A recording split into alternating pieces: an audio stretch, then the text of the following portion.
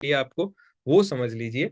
आपको आपके fibre intake को इंक्रीज करना पड़ेगा, क्योंकि जब भी हमारा गट खराब होता है तो उस गट में एक चीज का कमी सबसे पहले होता है, वो है फाइबर का इंटेक। आप जब भी बाहर का खाना खाएंगे, फास्ट फूड खाएंगे, तो आप नोट करेंगे कि आप कभी, अभी जैसे शादियों का सीजन चल रहा है, आप शादियों में जाएंगे, लेकिन शादी में जाने के बाद आप कभी भी सैलेड को नहीं हाथ लगाएंगे। क्यों? अरे ये तो घर में ही बहुत है।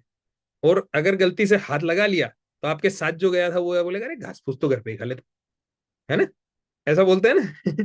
तो ये एक्चुअली माहौल है। तो हमें अपने आप को, वो फाइबर इंटेक को आपको सबसे पहले बढ़ाना पड़ेगा। नंबर टू आता है प्रोबायोटिक रिच फूड, यानी ऐसी चीजें जिसमें प्रोबायोटिक आपको अच्छा मिल सके, वो आपको बढ़ाने पड़ेंगे। प्रोबायोटिक फूड के साथ साथ प्रोबायोटिक की जो फाइबर जो है बेसिकली प्रीबायोटिक है, तो ये भी अपने आप में इंपॉर्टेंट है। प्रोबायोटिक का खाना प्रीबायोटिक है, तो वो आपको बढ़ाना पड़ेगा। और चौथी चीज घटाने की भी है, प्रोसेस्ड फूड को घटाना पड़ेगा। जो चीज जितनी ज्यादा प्रोसेस से तैयार हो रही है वो हमारे लिए उतना ही ज्यादा नुकसानकारी है। नंबर टू, हमें क्या बदलना पड़ेगा? जब आपके गट में गड़बड़ है तो आपको ये भी चेक करना पड़ेगा कि एग्जैक्टली ये हो क्यों रही है। आपको उस प्रॉब्लम को एड्रेस करना पड़ेगा, उस सेंसिटिविटी को एड्रेस करना पड़ेगा। बहुत बार क्या होता है, कुछ लोगों को ग्लूटेन से प्रॉब्लम होती है, कुछ लोगों को डेयरी से प्रॉब्लम है, कुछ को सोए से प्रॉब्लम होती है। ऐसे अलग अलग चीजें अलग अलग लोगों को इफेक्ट करती है। तो आपको चेक करना पड़ेगा कि आपके गट में किस चीज के कारण ये प्रॉब्लम आ रही है। इसको एक और चीज है, लो फोडमैप डाइट। ये एक बड़ा लंबा नाम है इसके अंदर, तो उसको छोड़ दीजिए। बट ये डाइट भी बेसिकली, इसमें सिंपली कई सारी चीजें मिक्स है, तो आपको उस डाइट की तरफ जाना पड़ेगा। आप उस डाइट की तरफ जा सकते हैं जहां कई सारे जो है टेक्निकली उन चीजों को ध्यान रखा जाता है। इसके अलावा आप अपने फूड को री इंट्रोड्यूस कर सकते हैं ग्रेजुअली। बहुत बार ऐसा होगा जब हम बहुत सारी चीजें एक साथ से छोड़ देते हैं और हमारा गट सही हो गया, और फिर हम कुछ खाना शुरू कर देते हैं, फिर से गड़बड़ हो जाती है।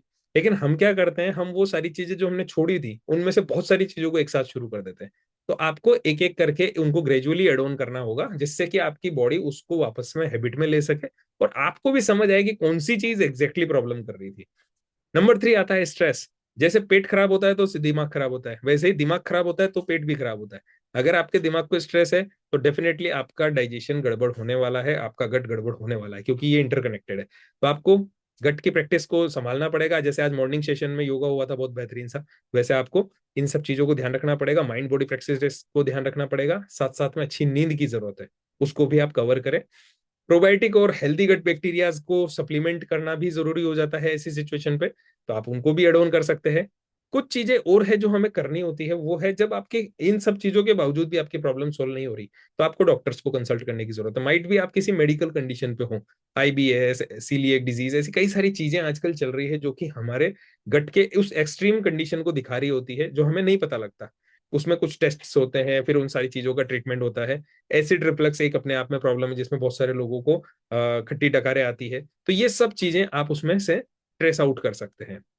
और क्या करना होता है, लाइफ स्टाइल करेक्ट करनी पड़ेगी। आप आपके रूटीन को, एक्सरसाइज को एड ऑन करिए। जब आप एक्सरसाइज करते हैं तो आपकी बॉडी के सारे मूवमेंट्स ओपन होते हैं, तो उससे भी आपको फायदा मिलता है। मेडिकेशंस का ओवर यूज आप हटाइए। बहुत सारे लोग क्या करते हैं, जैसे अभी मैडम ने बताया 25 आप पेन किलर खा रहे थे, मतलब इतनी गोलियां बंदूक नहीं खाती।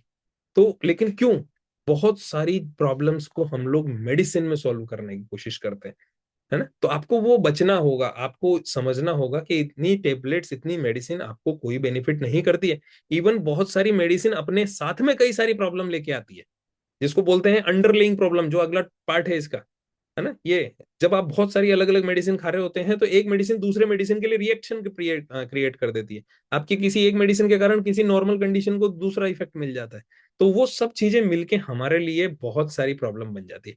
तो आपको क्या करना पड़ेगा, आपको ये समझना पड़ेगा कि हमारे खाने की जो प्रैक्टिस है उसको हमें सही करना है, नंबर वन।